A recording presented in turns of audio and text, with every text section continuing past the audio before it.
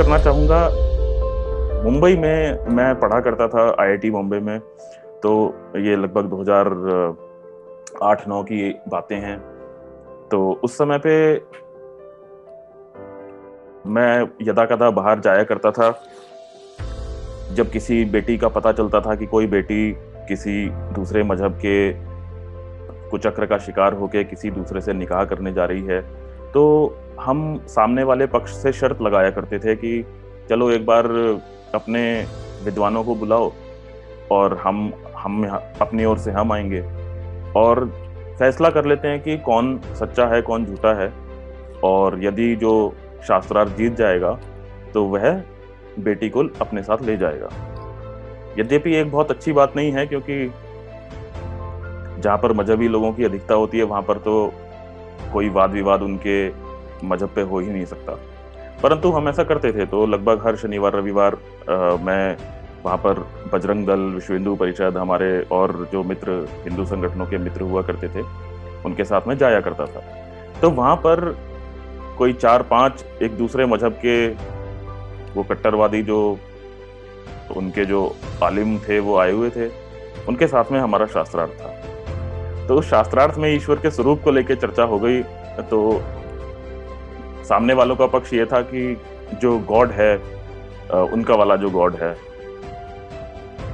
जिसको वो एक अरबी नाम से पुकारते हैं, आप समझ गए होंगे। उनका कहना था कि वो तो शरीरधारी है, क्योंकि बिना हाथ पैरों के तो कुछ काम होता नहीं है। जबकि हमारा पक्ष ये था, वैदिक धर्म का पक्ष, कि ईश्वर जो है वो निराकार है और वो सब जगह पे रहता है। तो सामने वाले मजहबी पक्ष का ये कहना था कि, तो उन्होंने प्रश्न किया। उन्होंने बोला, हंसते हुए बोला, अगर आपका ईश्वर सब जगह है तो क्या वो शौचालय में भी है? क्या वो मल मूत्र में भी रहता है? तो उनकी जो बदमाशी थी, वो दुष्टता थी, उनकी के चेहरे से झलक रही थी। तो मैं तैयार था इस प्रश्न के लिए, क्योंकि ऐसे प्रश्न मैंने पहले भी देखे थे। तो मैंने कहा हाँ बिल्कुल है, परंतु उसमें एक भेद है। शौचालय में या किसी भी स्थान पे हर अणु परमाणु में ईश्वर का वास है, यह बात सत्य है। परंतु मुझे एक बात बताओ कि यदि मैं एक कांच के बर्तन में एक गटर का पानी एकत्र करूं और उस गटर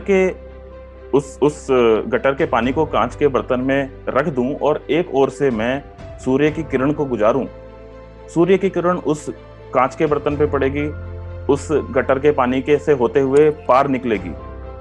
मैंने उन मजहबी आलिमों से पूछा कि जब वो दूसरी साइड से निकल जाएगी, सूर्य की किरण गटर के पानी में से होके जब दूसरी ओर निकलेगी, तो उसमें से आपको क्या दुर्गंध आएगी? तो उन्होंने बोला, ये कैसा प्रश्न है?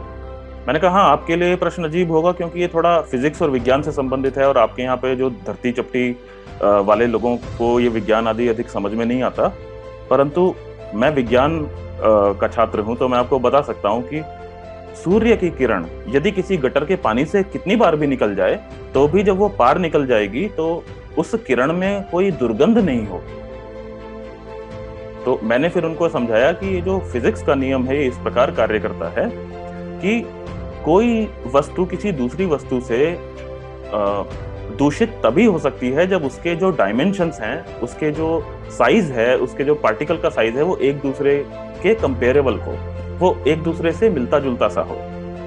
परंतु यदि कोई चीज इतनी सूक्ष्म है कि वो सूक्ष्म होकर हर एक चीज के अंदर बाहर व्याप्ति में है, तो दुर्गंध का जो अणु है वह स्वयं में इतना बड़ा है कि वह किसी छोटे, उससे जो सूक्ष्म चीज है उसके साथ वो स्वयं चिपक के नहीं चल सकता। तो इसलिए हमारा ईश्वर इतना सूक्ष्म है कि जिस प्रकार से गटर के पानी की दुर्गंध उस सूर्य की किरण में चिपक नहीं सकती, अर्थात इस संसार की कोई भी गटर का पानी, इस संसार का कोई भी दूषित पदार्थ जब सूर्य की किरण को मैला नहीं कर सकता, तो हमारा ईश्वर तो उस सूर्य के किरण से भी अधिक सूक्ष्म है, उससे भी अधिक छोटे आकार का है। तो इसलिए हमारे ईश्वर पे शौचालय का कोई प्रभाव नहीं होता, उसके ऊपर गंदगी चिपक नहीं सकती। तो जो सामने वाले जो मजहबी लोग थे, उन्होंने उन्हें बात माननी पड़ी, क्योंकि विज्ञान की बात थी। फिर मैंने कहा, अच्छा आपने अब अपना प्रश्न कर लिया, अब मैं अपना प्रश्न करता हूँ। मैंने कहा कि आपके यहाँ पे आपके जो अरबी वाले जो गॉड हैं, उनके 2 हाथ हैं? बोले हाँ जी हैं। मैंने बोला हाथ हैं तो सिर भी होगा? बिल्कुल है। मैंने कहा हाथ हैं तो पैर भी होंगे? बिल्कुल हैं। तो मैंने कहा कि पैर होंगे तो फिर पैर के साथ और भी कुछ होता है? तो उनको समझ में नहीं आया। तो मैंने कहा कि आपके जो अरबी के जो गॉड हैं, उनका कोई जेंडर है या नहीं है?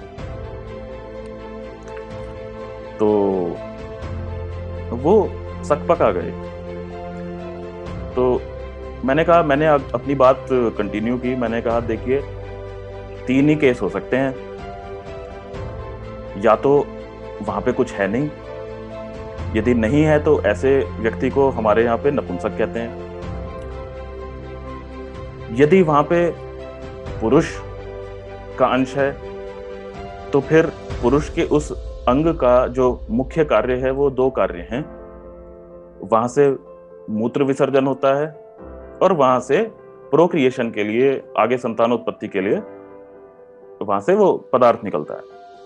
तो मैंने प्रश्न किया कि हमने आपके संपूर्ण पुस्तकें पढ़ रखी हैं, तो वहां पे आप ही उछल उछल के बताते हो कि जी हमारे वाले जो अरबी के जो गॉड हैं, उनका तो कोई ना बच्चा है, उनके बच्चे नहीं होते।